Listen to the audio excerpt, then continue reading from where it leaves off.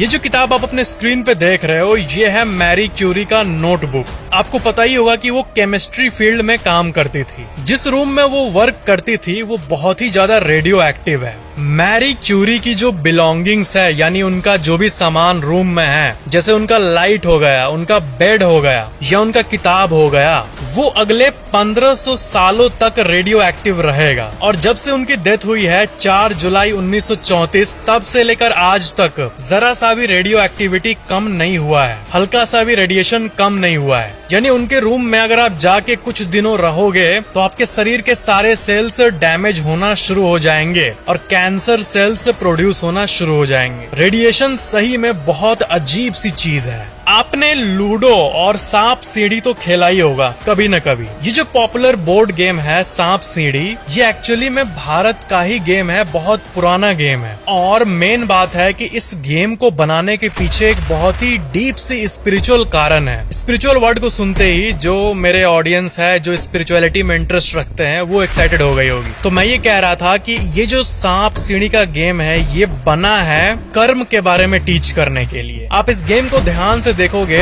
तो ये ऐसी गेम है जो बहुत डीप बातें हमें बताती है। अगर आपका डाइस रोल हुआ और सीढ़ी पे आ गया तो आप तुरंत ऊपर चले जाते हो उस सीढ़ी पर चढ़ के।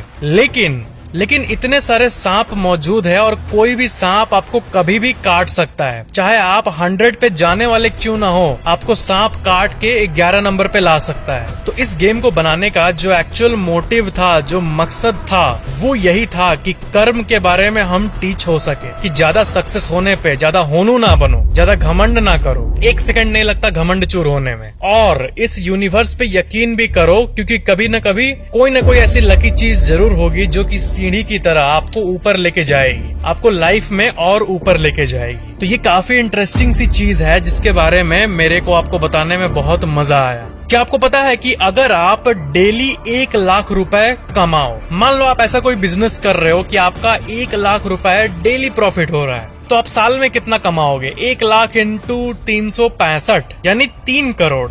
ठीक है, तो बात यह है कि अगर आप डेली भी 1 लाख रुपए कमाओ और मान लो जब पिरामिड का वक्त था यानी 5000 साल पहले, तब से आप हर साल हर एक दिन 1-1 लाख रुपए कमाओ, तब से मान लो आप 5000 साल से जिंदा हो। हाँ, सुनने में अजीब लग रहा होगा लेकिन सुनो, पिरामिड के टाइम से आपने अभी तक 1-1 लाख रुपए डेली कमाया लास्ट 5000 साल तक, तब भी आपका जो कमाया हुआ धन होगा वो होगा 4.25 करोड़ इंटू 5000 साल यानी 18,250 करोड़, यानी करीब $2-2.5 बिलियन के आसपास, जो कि बिल गेट्स, वॉरेन बफेट और एलन मस्क के नेटवर्थ का 2% भी नहीं है। मतलब ये लोग इतना पैसा कमाए हैं कि आप इमेजिन नहीं कर सकते हो। 5000 सालों से 1-1 लाख रुपए डेली प्रॉफिट कमाने के बाद भी आप नहीं पहुंच सकते उनके 2% पे भी। कितनी अजीब बात है। मतलब जो अमीर है वो और अमीर होते जाते हैं। ये दुनिया का सिस्टम ही वैसा है। ये रामायण के बारे में एक फैक्ट है कि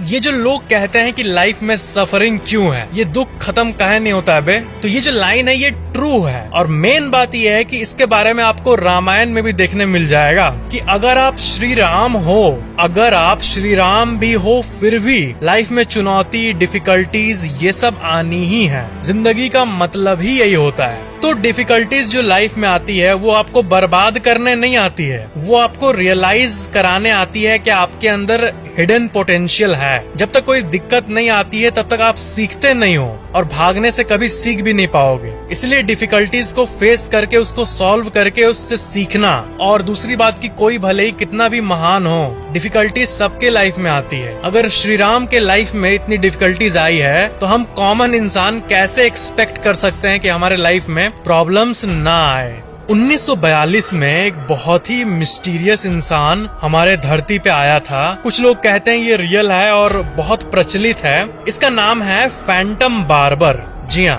फैंटम बार्बर। और ये किस लिए फेमस था पता है? 1942 के टाइम पे पूरे दुनिया भर में और स्पेशली मिसिसिपी में रात के समय लड़कियों के बाल आके ये काटता था। अभी सुनने में फनी भी लगता है और अजीब भी, और लगना भी चाहिए, लेकिन ये एक ऐसा अर्बन लेजेंड था फैंटम बार्बर जो कि रात में आके लड़कियों का बाल काटता था। कोई नुकसान नहीं पहुंचाता था, नुकसान की बात मैंने नहीं की, वो बस लोगों के घर में आता था और जो लड़कियां हैं उनका बाल काट के चला जाता था।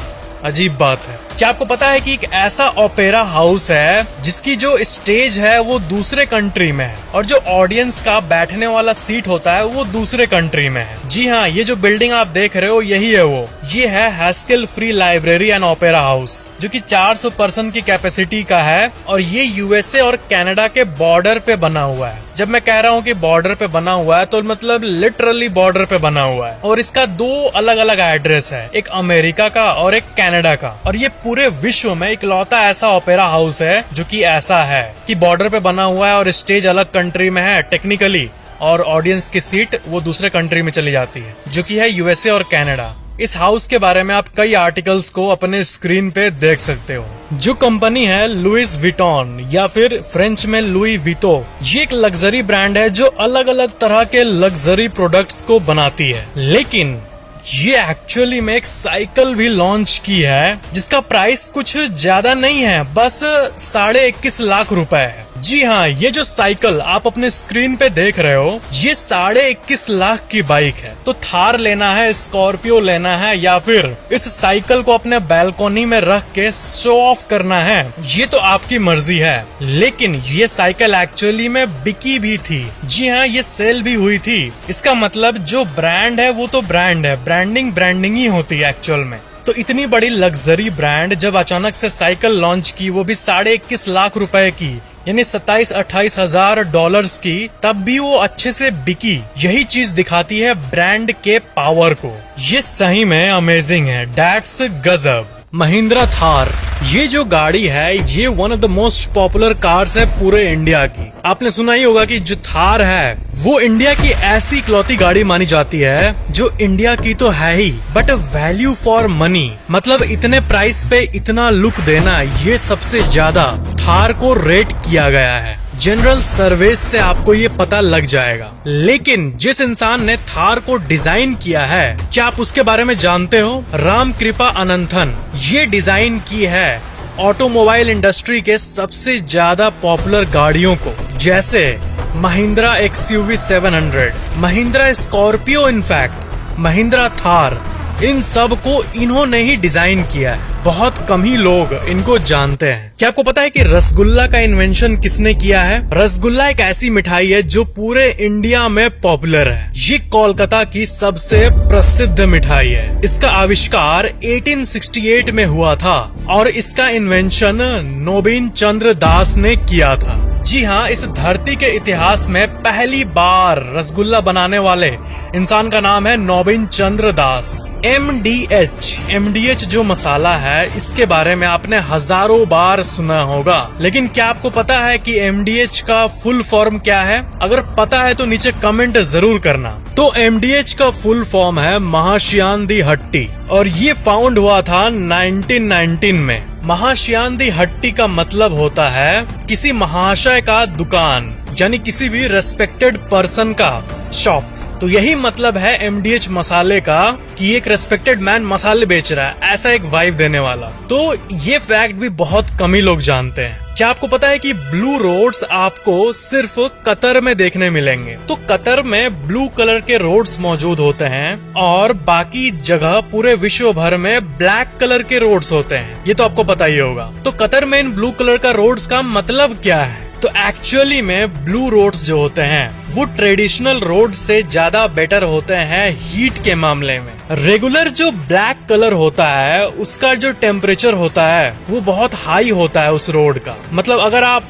कभी सड़क पे धूप दोपहर के टाइम हाथ टच करा दो तो वो आपको पूरा हाथ जलने जैसा फील होगा, सिंपली बिकॉज ब्लैक कलर ज्यादा हीट यानी गर्मी को एब्जॉर्ब करता है और रेडिएट करता है। लेकिन अगर उसी को कूल कलर यानी ब्लू कलर से पेंट कर दिया जाए तो उससे आप यकीन नहीं करोगे 15 से 20 डिग्रीज टेम्परेचर कम हो जाता है एक्चुअल में। जी हाँ, आपने सही सुना। और कतर में जो गर्मी होती है वो 50 डिग्री सेल्सियस तक पहुंच जाती है। तो ऐसे जगह पे सबसे पहली बार ब्लू रोड से एक्सपेरिमेंट किया गया था। क्या आपको पता है कि आप जो नॉर्मल फुटबॉल दुकान से खरीदते हो और जो फीफा वर्ल्ड कप में यूज होता है उसमें क्या अंतर होता है? तो आपको ये पता होनी चाहिए कि जो ये बॉल है फीफा वाला, ये लाखों रुपए की बॉल होती है और इसमें बहुत सारे ढेरों इनबिल्ट सेंसर लगा रहता है जो कि बॉल की स्पीड को, डायरेक्शन को मेजर करता है, जिसके चलते बॉल ट्रैकिंग और बाकी ऑफिशियल चीजें हो पाती है। और जो कैमराज फीफा में यूज होते हैं वो हर एक प्लेयर को भी ट्रैक कर रहे होते हैं, वो भी 50 टाइम्स पर सेकंड के हिसाब से। यानी जब वो खेलते हैं तो उनके मूवमेंट, एक सेकंड के मूवमेंट को 50 हिस्सों में बांटकर हम देख सकते हैं। इतनी डिटेल में फीफा की कैमरा वर्क होती है। तो ये थे आज के फैक्ट्स। वीडियो को लाइक जरूर करना, नीचे कमेंट करना और चैनल को सब्सक्राइब करके बेल आइकन पे जरूर क्लिक कर लेना। Thank you so much for watching this video.